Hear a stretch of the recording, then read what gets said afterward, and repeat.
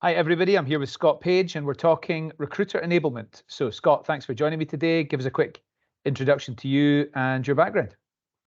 Thanks, Adam. Thanks for having me. I'm Scott Page, currently head of global talent acquisition at Real Chemistry, which is a healthcare innovation business. Spent the last 20 odd years in and around life sciences, so healthcare and consultant types of businesses. My background and originally is actually accountancy of all things, and then kind of fell into recruitment TA through an agency and then in-house roles, but covered a whole multitude of things, including kind of operations, running sales teams, obviously, and then the last probably 10 years has been predominantly running global TA teams. Great. And you don't have much of a North Carolina accent there, though, despite where you are calling in from. Yes, true. So I am a migrated Scot to Chapel Hill, North Carolina. I can drop into a little bit of an accent, y'all, if needs be. But I think that's probably one of my differentiators being over here in the US is bringing a kind of global aspect to US businesses, and certainly been productive for me over the last few years. Well, with a Scottish accent, I mean, I think you're quite a smart guy anyway, but in America, your IQ's got about 20 more points with that Scottish accent. And I'm surprised you haven't been tapped up for Hollywood movies yet, because the Scottish accent seems to go down okay in Hollywood as well. I think Shrek's got it covered. I think they've already got that covered. I don't think they need me. Okay, so what's recruiter enablement all about? Is that something that you think is important? Something that you've seen a lot of in companies? Something that you've implemented? Tell us your summary of this. Interesting. You use the term recruiter enablement. I've certainly for the last few years talked about bringing together all the tools in the toolbox, which is kind of the same thing, right, as far as recruiters are concerned. So to me, I see it as kind of trying to bring together all your recruitment collateral or all your recruitment assets into one place and trying to kind of figure out how to enable recruiters to be more efficient and productive at how they do their role. I think it's about building an environment for continuous improvement and trying to make sure that you can deliver success to your business partners, your hiring managers. And then I think also a key thing for me is around self-recruiter enablement, right? So helping the recruiters understand how they can be more effective at doing their job. I think certainly seen it in a number of cases where recruiters just do what they've always done. They do their LinkedIn, they post the jobs, they chase referrals, and it's trying to help them kind of get out the mechanics of just doing what they've always done and try and kind of think about how they can be more efficient and effective at what they do. So for me, that self-enablement is a big piece of it, and that has to be driven by management information or analytics. So helping kind of recruiters understand their data. Couple of examples, right, more recently is around looking at candidates that are, as I would call, regretted or dispositioned from a rec. And when you're looking at recs and you're trying to see kind of workflow and trying to understand like where you want your recruiter to be more effective or have the maximum impact. And for me, partly that's with hiring managers to influence the right hiring decisions and hiring outcomes, but also obviously in the candidate space. So spending time with candidates you should be spending time with, not spending time on candidates that you shouldn't be spending time with. So totally irrelevant for a role in this example. And we went through some data and we went through some analysis, and it basically showed that we were kind of some of the recruiters were spending too much time dispositioning candidates because they weren't thinking strategically about how to position the role and what that candidate flow meant. So if you're trying to build then something like top level candidate experience, you can't really apply that generically to all thousands of candidates that apply. Well, you can, but you should be spending your time on the candidates you're more vested in my opinion, than the candidates that you're definitely not going to be hiring at any time in the future. So that was a great example we worked through recently and I've done before, where it's like, well, hang on, why did we post that job? Why are we still got the job open? Why are we still taking candidates in? And for me, it's trying to develop that kind of playbook type. I say that now being an American, had no idea what I meant before I came here, right? But it's taking that kind of playbook scenario and thinking, well, actually, why am I doing this? What if I did that? What if I did that? And then trying to get a different outcome that's more productive for you and for the business. but more importantly, trying to bring something to the table that demonstrates your subject matter expertise when you're having that conversation with the hiring manager. So you're not just kind of, well, we'll post this job, we'll send out some in-mails, or use referrals, we'll increase the referral payment, or whatever it might be. It's like, well, hang on, what's the right way to fill this job? How did we fill it before? What was successful before? What might be successful in the future? So do I need to major on referrals for this position, or do I need to do, is it a LinkedIn search? What's in the candidate, the talent pool? What have we got that we've already tagged, or we've got candidates that we're pipelining? It's not all the same for every single role. So I think it's trying to help, for me anyway, as a leader of TA functions, it's trying to help recruiters be more self-enabled and understand the dynamics of their environment that they're recruiting for and in. And the market plays a part of that, obviously, as well. And then trying to figure it all out from the assets you have or the tools that you have in your toolbox. Yeah, wow, very comprehensive response. So I believe that many of the best in-house recruiters started life in recruitment agency world, and recruitment agency world tends to breed people that use their own intuition and creative spirit to go about doing things. So I think that like recruiter enablement or setting out playbooks and giving them the toolbox, some of that is about prescribing a bit of a format for how you do things. Yeah. What do you think is the balance between allowing people to kind of use their flair versus like setting out the paint by numbers on two ends of the spectrum there? What's the balance? I think I'm all for empowerment and enablement of folks to be successful, right? I think if you want to have engagement from your teams, so if you take it on a more holistic level, right? If you want to have engagement of your employee, engagement of your teams, and you want to have a high performing team, then in my view, you have to encourage that empowerment. You have to, sorry, that enablement of the recruiter to think outside the box. Yeah.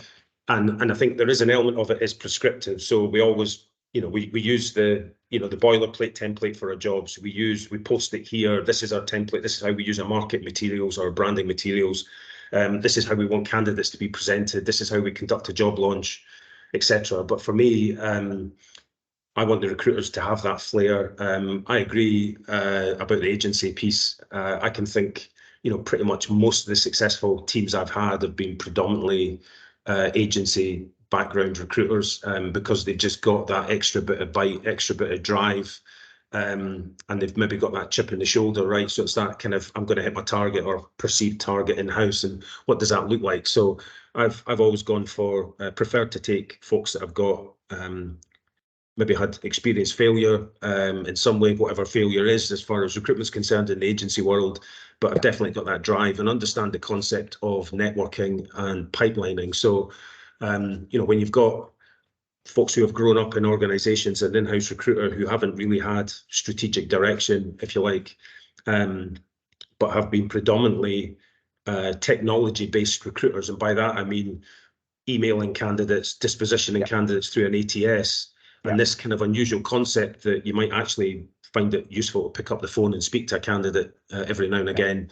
That kind of thing to me in some cases, and again, without sounding generational about it, but there is an element of it is the technology has fueled a practice or a type of work, and sometimes old school might be best, right? Look up the Rolodex, pick up the phone, network. That might be the best way to do it as well. So I think there's a balance. I've tried to encourage as much creativity as you can, along with some sort of standardization, because the standardization helps to get meaningful data and insights that you can then compare roles, compare recruiters, and have a better benchmark for success that you can kind of try and figure out, like, what is the model for this organization that I'm working in? What's the model for this role? And try and drive success from there. Yeah. Okay. So I know that you have had some experience delivering all of this with a pretty basic, I would say, applicant tracking system type of environment. So I'm interested to know, like, how do you go about landing all of this? How do you deploy it with your teams? Great example would be the last role the role I'm doing now, the last role that I've had, and from the get-go, it was trying to understand where the problems were. So trying to understand, go into an organization and just speak to people, like, what do you like, what do you not like, what's working, what's not working, as simple as that. But really trying to create a comprehensive plan that you can communicate that one-page strategic vision off of, and then sitting down with the business partners to you as a TA, so HRIS, the HR business partners, the recruitment team, et cetera, employer branding folks, and actually just saying, here's the vision of what we're trying to do, and here's the template. This is how I think we're going to achieve it. So, yeah, we were using Workday in the last role, and it was just totally underutilized. It was seen as this kind of massive sledgehammer to crack a nut approach, really, as far as enterprise really needed, to be quite honest.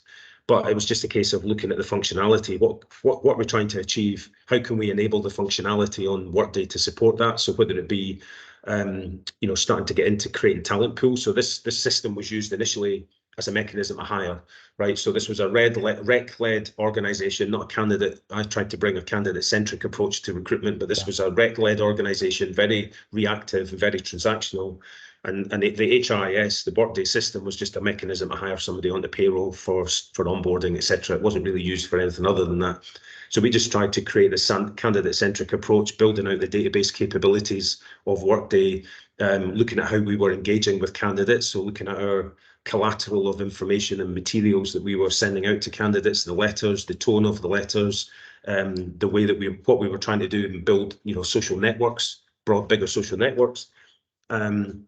But just kind of simply looking at the functionality, one of the pieces that we were just laterally getting into was skills searching. So using the Workday capability to drive the skills searching. It's the same on LinkedIn. LinkedIn are big on the skills searching. So marrying up the skills that we needed for the role, along with the skills that people have on their resumes or put when they enter their applications on Workday. And it's the same with LinkedIn, the templates on LinkedIn. And we were using that as a mechanism to try and reduce a little unconscious bias in our hiring processes, right? So rather than kind of get away and move away from the generational approach, which is the person must have done 5 years at this company, they must have this degree, that the kind of the old-fashioned scenario-based, if you like, hiring, to something that is a bit more, okay, well, what are the key skills for this individual in the role, and try and remove the bias, particularly here in the US around certain schools that folks go to. It's not as big a thing. Obviously, universities isn't as big a thing in the UK in terms of they must have gone to this university, but here in the US it drives a lot of unconscious bias in terms of thinking about a candidate's perception of their ability to do the role. So that was kind of some of the stuff we tried to do, and we got really effective in it, just using some of our candidate communications and enhancing that, the disposition letters through Workday, the networking and pipelining we were doing through Workday, and the communications we had. We drove the followership on social platforms up by over 100% in the year that I've been here. So it's, again, trying to think about, well, what are we trying to achieve? Why is followership so important? Well, followership's important because it increases our engagement potential through LinkedIn. Our LinkedIn conversion in-mail success rate went up as a proportion, as linked to the work that we were doing on the followership pieces. So it's like all these little bits of the jigsaw. And again, I just take that back. That to me is how you enable a recruitment team to be more successful, is bringing that kind of vision, the helicopter perspective, helping people understand the cause and effect between this and that, and how that helps them do their job. And again, touch wood, so far we were getting to a really good place with that. That's been wonderful. It's been great to hear about this subject from you.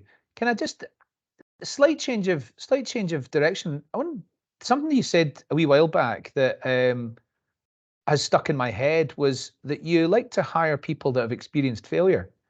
Could you explain that a little bit more? Yeah, I just think so. I take a lot of reference from sport.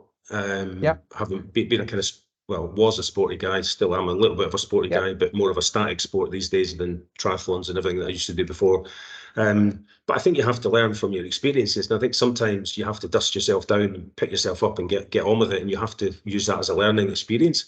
So I wouldn't necessarily say it's like total collapse and failure that I'm looking for in an individual, but I'm looking for somebody who's got life experience, who's understood, like, how have they overcome challenges? How have they overcome problems? Because again, it develops in my view, a slightly different mentality on how to achieve things. So, you know, whether you're going out to run around the block in XYZ time, but what do you have to do next time to be quicker if that's your goal, right? What do you have to do? So for me, it's like, it can be personal, it can be in life, but it's like, oh, okay, how do you deal with difficult hiring managers? Talk to me about how you overcame their objections. And again, it comes back to, all of this comes back to me, to this piece around being a subject matter expert. I'm hired in positions because hopefully folks think I know a little bit about TA and I can help resolve some of the TA issues that their organizations might have. So I want to bring that subject matter expertise to the table, and I want my team to be able to bring that. So I think being able to problem solve, being able to overcome some challenges you've had in the past, you know, the world is not pink and rosy and fluffy, right? There's more to it than that. And I think being able to demonstrate that you've got a little bit more resilience probably is the key word. I think being able to kind of overcome it and put that extra effort in when you need to, I think is important. And I think it's important in life, not just for me, and it's not just for me and my teams. I think, you know, you would want anybody to have that resilience, especially in the modern world, which is, you know, some places not a very nice place to be at the moment. So, you know, having that resilience and having the confidence that you've got the ability to do something differently to get a different outcome to me is key. Yeah, absolutely. Has anybody ever told you, or have you ever thought that you could have been a really good engineer? No, not at all. No, you've just got this. You think about. I think you think in the. You remind me of an engineer when you describe like different ways of thinking about problems. It's very analytical. Maybe that's your accountancy background. My wife would challenge that on the basis that I can't work the central heating system, so I need her. She's the engineer in the family. She would challenge that wholeheartedly, I think. Good. All right, Scott. Good to see you. Thank you very much for your time, and No problem. see you again soon. Yeah, take it easy. Thanks, Adam.